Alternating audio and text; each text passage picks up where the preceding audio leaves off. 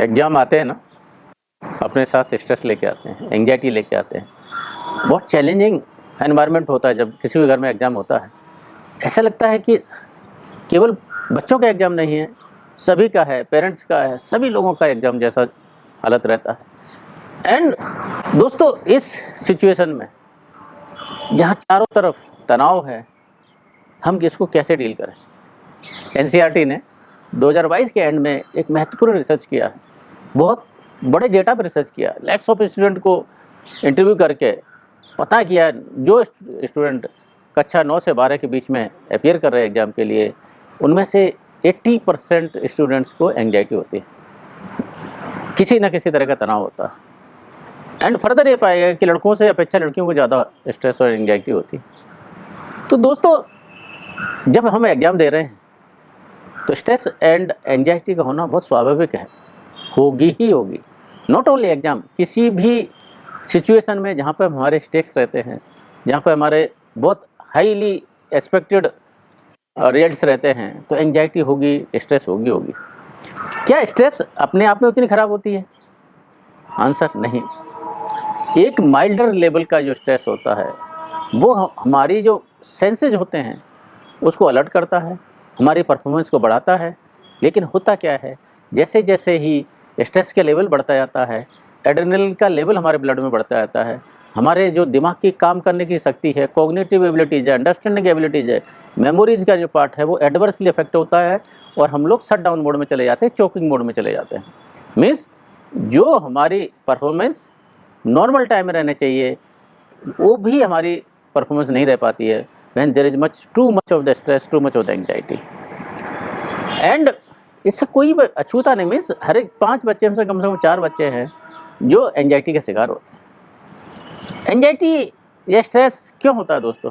अगर इसके मोटा मोटी हम रीज़न पाएँ, एक तो क्या बोलते हैं, फियर ऑफ अननोन, मतलब जो वहाँ पर क्या होने वाला है, कैसा होगा, कुछ नहीं हमको पता, मोटा मोटी एक वजह होती है। दूसरी चीज़, जो सेंस ऑफ इनएडिक्वेसी होता है हमारे अंदर, पर्याप्त ना होना, हमारी तैयारी का पर्याप्त नहीं होना, हमारी स्किल्स का पर्याप्त नहीं होना, एक वो आती है जिसकी वजह से स्ट्रेस होता है। ये मेजर रीजन्स हम लोग डिस्क्राइब कर रहे हैं, बात कर रहे हैं। तीसरा होता है कि when stakes are too high, anxiety होती है, स्ट्रेस होती है। अभी क्या किया जाए दोस्तों कि जिससे ये कम से कम चीज़ें हों, और हों तो रेगुलेटेड अमाउंट में हों, और इतनी नहीं हो कि हमारी परफॉर्मेंस है, नेचुरल परफॉर्मेंस है, स्वाभाविक परफॉर्मेंस है, उसी को पैरालाइज कर दें, उसी को डिस्ट्रॉय कर दें। सबसे पहले जो दोस्तों मैं हमेशा रिकमेंड करता हूँ कि स्टडीज़ का जो पैटर्न रहना चाहिए, कंसिस्टेंट रहने चाहिए, परसिस्टेंट रहना चाहिए, रेगुलर रहना चाहिए।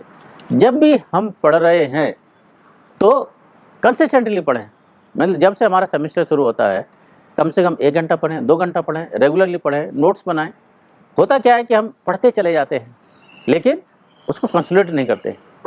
एक जो फेमेंट टेक्निक बोली जाती है कि पढ़ना और समझना 2 अलग अलग पार्ट है। हम क्या करते हैं, पढ़ने को समझने से कंफ्यूज करते हैं। दोस्तों, फेमेंट टेक्निक में क्या है, बोलते हैं कि अगर मैंने जो पढ़ा, मैंने जो समझा, अगर मैं एक छोटे से बच्चे को एक्सप्लेन नहीं कर पाता हूँ, इसका मतलब मैंने वो चीज़ें समझी नहीं है। तो क्या करना चाहिए इसके लिए? जब हम लोग स्टडीज़ के दौर में पढ़ रहे हैं, उस टाइम में जो पढ़ाई है, 1 पेज पढ़ें, थोड़ा सा अपने आप को रिवाइज करें, उसके जो क्रैक्स है वो समझें, मेमोराइज ना करें, उसकी जो क्रैक्स है वो समझ पाते हैं अगर हम वो देखें, 2 पेज, 3 पेज, 4 पेज के बाद बुक बंद कर दें एंड पूरा 4 पेज का क्रैक्स है वो रिवाइज करने की कोशिश करें, वो रिकॉल करने की कोशिश करें, समझने की कोशिश करें कि 4 पेज 5 पेज बताना क्या चाह रहे हैं, और उसके जो पॉइंट्स हैं वो बनाते रहें। चैप्टर वाइज एक अच्छे जब पॉइंट्स बनाते रहेंगे तो हमको वो चीज़ें, जैसे ही वो पॉइंट देखेंगे आपको पूरा जैसे धागा की तरह खुलता चले जाएगा, प्याज की परतें होती वैसे खुलती चली जाती है दोस्त। तो वो जो क्रक्स है, कोरिलेशन है, वो हमको समझ में आना चाहिए। तो पहली चीज़, कंसिस्टेंट हमारी प्रिपरेशन रहना चाहिए। एरेटिक प्रिपरेशन में होता क्या है कि आज पढ़ लिया और बाय द टाइम नेक्स्ट आएगा वो हम भूल जाते हैं।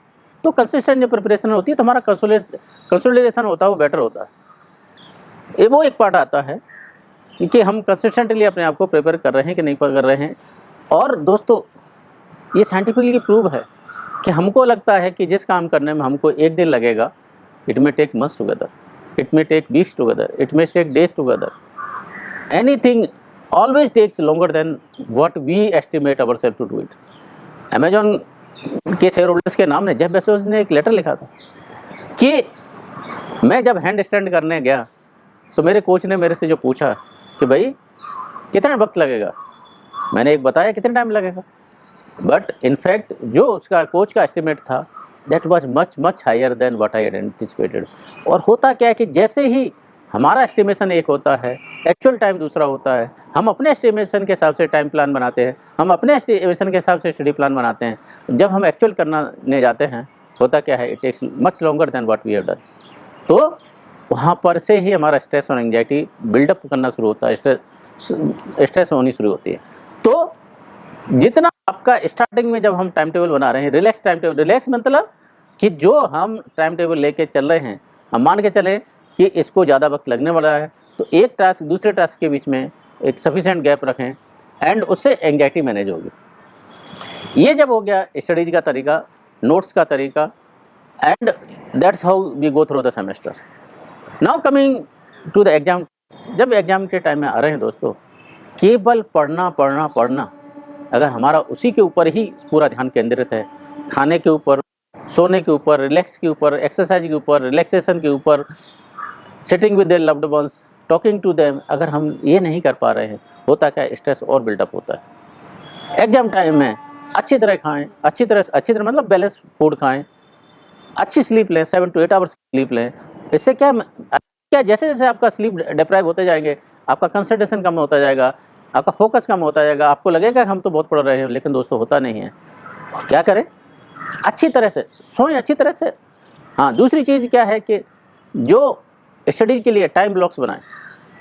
टाइम ब्लॉक्स मतलब कि ये इस टाइम ये करना है, लेकिन इतना रिजिड नहीं होना चाहिए कि एक का दूसरे को ओवरलैप करेगा, दूसरे का तीसरे को ओवरलैप करेगा, एंड होता क्या, पूरा दिन डिस्टर्ब होता है। एंड जो क्रिटिकल सब्जेक्ट होते हैं दोस्तों, eat the frog in the morning, क्योंकि हमारी बैंडविड्थ होती है विल पावर की, वो लिमिटेड होती है।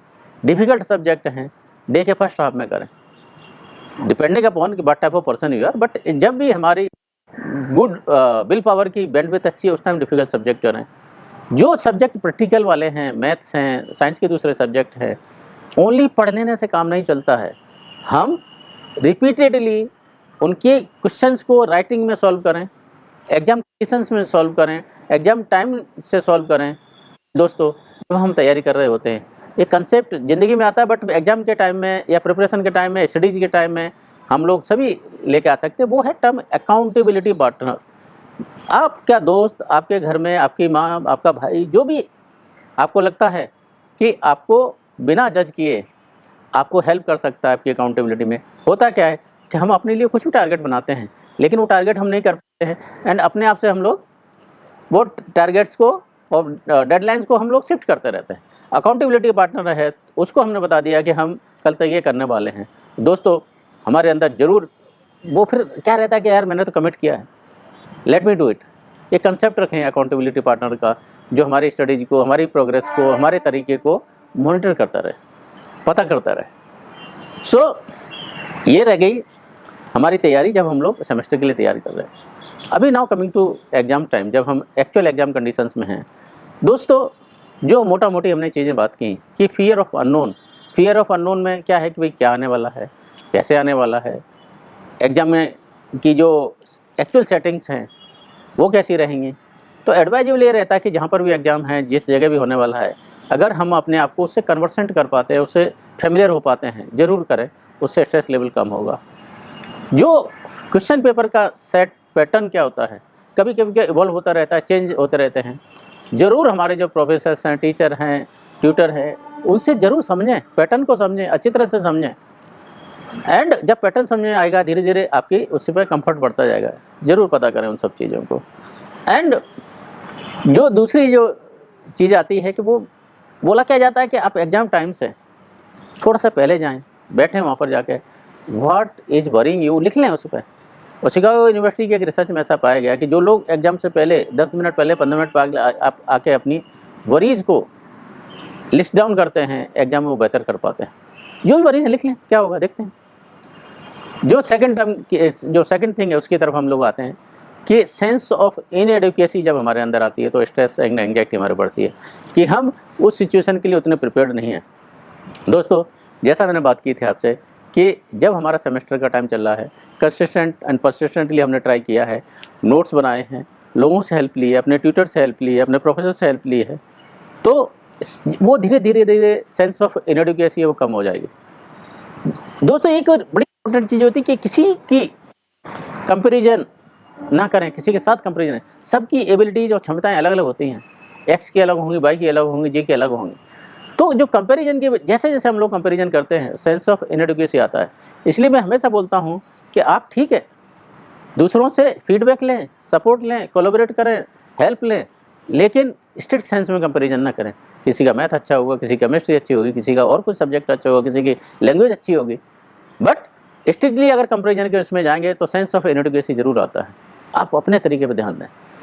दूसरा और क्या आ जाता है सेंस ऑफ इनएडुकेसी में कि एग्जाम का टाइम में कोई भी नए टॉपिक्स, नए सब्जेक्ट ना पढ़ें।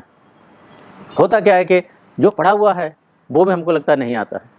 अभी अगर हमने पूरी साल नहीं पढ़ा, पूरे सेमेस्टर नहीं पढ़ा, this is not the right time. अगर नहीं पढ़ पाए छोड़ दीजिए उसको, बिल्कुल छोड़ दीजिए। Till the time if you don't have means control over anything. होता क्या है कि थोड़ा बहुत आएगा, थोड़ा बहुत आने से होता क्या है कि हमको लगता है कि दूसरा भी चीज़ नहीं आता, तो उसको बिल्कुल छोड़ दें एग्जाम टाइम में। बिल्कुल ज़्यादा ध्यान देने की जरूरत नहीं है, होगा वो देखा जाएगा, but don't concentrate on those things which you don't know, concentrate on those things you know well. जो चीज़ें आपको अच्छी तरह से आती है उन पर देखें। एंड मैं हमेशा बोलता हूँ जब भी एग्जाम का टाइम आता है क्वेश्चन पेपर को बड़े ध्यान से पढ़ें, अपने प्रीवियस को अलग से निकाल कर रखें।